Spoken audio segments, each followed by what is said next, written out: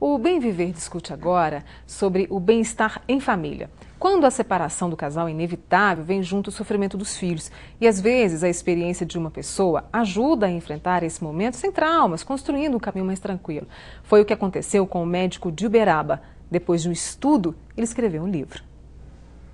Uma das grandes preocupações dos casais quando a separação se torna inevitável é como ficarão os filhos. Afinal de contas, independentemente da idade deles, tanto a figura do pai quanto a da mãe é importante para o desenvolvimento dessa criança ou adolescente. Ao meu lado está uma pessoa que resolveu fazer da própria vivência um exemplo para quem passa pela mesma situação. O médico Dr. Fabiano Web escreveu esse livro, Filhos de Pais Separados Também Podem Ser Felizes. Doutor, quando o senhor resolveu colocar no papel aquilo que o senhor tinha vivenciado? Bom, a partir do momento que eu comecei a perceber que existia um mito que dizia que filhos de pais separados são problemáticos, ou que os filhos de pais separados têm uma maior chance de ser problemático ou de ser infeliz. Então eu comecei a perceber, através da minha história, porque graças a Deus nossos filhos são felizes, e através de um levantamento também de literatura nacional e internacional, que a felicidade dos filhos não estava relacionada com o processo de separação em si. Estava simplesmente relacionada pela forma como o ex-casal conduzia a separação. Bom, na prática, essas experiências funcionaram com o senhor? Como é que foi o resultado? Sem dúvida funcionou. Eu acho que o princípio básico para você saber se uma pessoa é feliz é se a criança ou adolescente ela tem autoestima. O que é autoestima? É a criança gostar de si mesmo e ter capacidade de enfrentar os problemas que ela vive no dia a dia, entendeu? De forma adequada e de forma equilibrada. Então, hoje os meus filhos, eu considero que eles são felizes, por quê? Porque eles têm autoestima boa. Eles cantam, eles brincam, eles vão bem na escola, eles jogam bola, jogam tênis, se divertem, são crianças sorridentes. Então, são crianças felizes. Vão ser felizes para sempre? Ninguém sabe. Bom, como é que é a família do senhor hoje? Olha, a minha família aqui dentro de casa é uma família normal, entendeu? Eu tenho outra mulher que se chama Giovana, tenho uma outra filha que se chama Ana Vitória, de 1 ano e 2 meses, e os meus filhos, o João e a Carol do primeiro casamento, se dão super bem com ela. Com a criança, brincam com a criança, fazem a criança rir, levam a criança para passear. Então é uma família unida. Eu acho que essa coisa de separação, de que isso é problemático, isso aí já foi. Doutor, como é compartilhar o dia a dia dessa criança sem que ela se sinta assim um sem lar? Um dia dorme na casa do pai, outro dia dorme na casa da mãe. Como é que o senhor trabalhou isso nas crianças? Eu acho que isso aí foi assim de maneira muito natural, porque a gente está junto todos os dias. Quando a gente fala assim, hoje eles vão dormir na minha casa, eles não ficam aqui na minha casa, por exemplo, chegam às 10 horas da noite e vão embora às 6 horas da manhã, entendeu? A gente pega eles na escola, a gente brinca com eles, a gente tem um tempo para eles, entendeu? Eles jantam, a gente toma banho junto, a gente conversa antes de dormir, eles dormem, acordam de manhã, tomam o café da manhã, a gente leva para a escola ou leva para a aulinha de tênis ou brinca com eles depois do trabalho, eles almoçam com a gente, então se cria um vínculo. O que o senhor se baseou cientificamente falando para escrever o livro? Eu fiz um resumo do que os melhores psicoterapeutas, psicólogos, tanto no Brasil quanto fora, falavam a respeito da separação. E a maior parte deles é unânime em dizer que a felicidade dos filhos depende do bom relacionamento do ex-casal, entendeu? Talvez essa seja uma das partes mais importantes. Então, um ex-casal que se respeita, um ex-casal que existe um diálogo, entendeu? Para tentar promover uma melhor educação dos filhos, entendeu? Talvez é o que faça a diferença. Bom, o senhor me disse que escreveu o livro preferencialmente para os pais. Existe alguma dica, mas tanto para pais quanto para filhos, para serem felizes mesmo com a separação? Eu escrevi mais para os pais, porque eu sinto assim que os pais, às vezes, pais na figura masculina, são um pouco mais injustiçados, entendeu? Principalmente por a guarda ficar em 90% dos casos com a mãe. E eu discordo disso. Eu acho que a guarda tem que ser dos dois, porque quem fez os filhos foram os dois.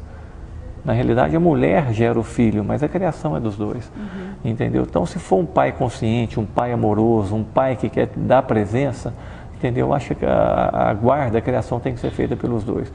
A dica, gente, é a presença. Não tem outra dica maior, porque você só estabelece um vínculo de amor por meio da presença.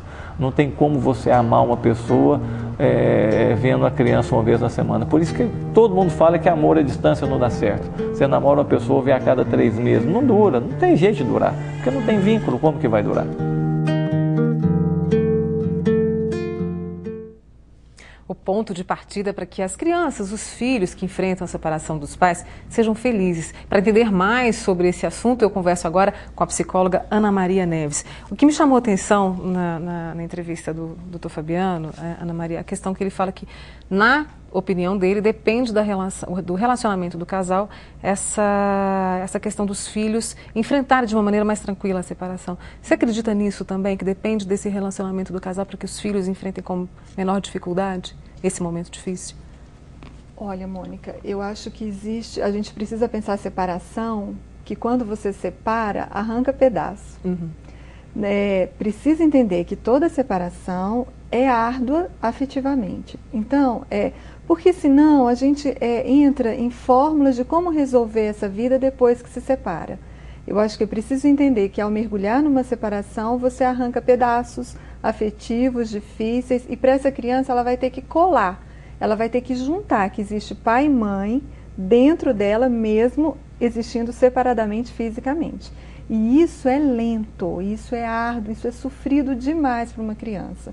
Então, estabelecer explicitamente que a gente vai resolver esse problema a partir da boa convivência dos pais, eu acho que isso é um pedacinho da história.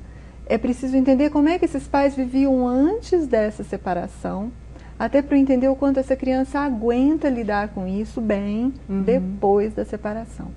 São 2 momentos importantes para serem pensados. O que você tem visto, né, no seu consultório, assim, o que você percebe? Está mais fácil, está mais complicado? Então, chegar meu a esse... universo é o universo da Universidade Federal de Uberlândia, de uma clínica pública, e que o acesso é de pessoas de camada baixa, primordialmente. E o que a gente assiste no Brasil, em termos de camadas baixas, é o número de famílias matrifocais crescendo muito. E ou seja, a mãe, né? A mãe chefiando esse lugar. O que a gente tem visto, efetivamente, é esse homem se retirando desse lugar. E o grande provedor, né, que agora, antes a gente falava só no sexo masculino, a gente tem visto uma provedora, uma mulher. E grande parte desses homens, ao constituírem a condição de ex-marido, também constituírem a condição de ex-pai.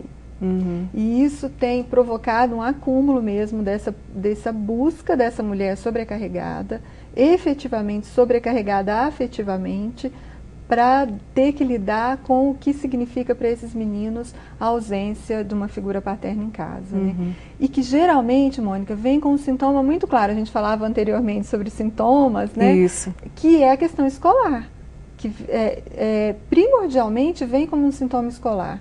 E depois alguns outros, mas a escola é o principal locus onde essa criança manifesta, sim, um desassossego com essa separação e que precisa ser observada. Que tipo de sintoma, assim? A gente tem visto algum desinteresse, crianças que vinham bem e começam a aparecer algum desinteresse pela escola, alguma agressividade na relação com o colega, com as professoras, às vezes um excesso de apego e uma busca afetiva intensa dessa professora. Uma ligação muito forte. Que ela cumpra esse lugar que é ausente. E questões mais ou menos dessa ordem. E qual que seria a sua dica, a sua recomendação, que não é simples, obviamente que não é, mas para que esses filhos, né, cresçam adultos mais felizes, adultos mais bem resolvidos, é possível? É possível a gente pensar que essa família, a definição de uma família é uma definição difícil. Como a gente tem visto em alguns países, os Estados Unidos, eu acho que é o exemplo mais clássico, o divórcio tem diminuído. E por quê? Porque algumas outras performances familiares têm aparecido. As pessoas estão se casando mais tarde, porque têm filhos antes do casamento, ou trabalham e têm uma vida estável primeiro e depois constituem família. Eu prefiro pensar que existem outras formas para pensar estar junto antes de pensar na separação, Mônica. Eu acho que a separação ela é inevitável numa constituição do casamento, mas é preciso pensar que esse modelo de constituição de família nosso ainda é um modelo que tem o fantasma da família pai, mãe, filho atropelando as nossas construções afetivas. E tudo mudou. Tem né? mudado desde o século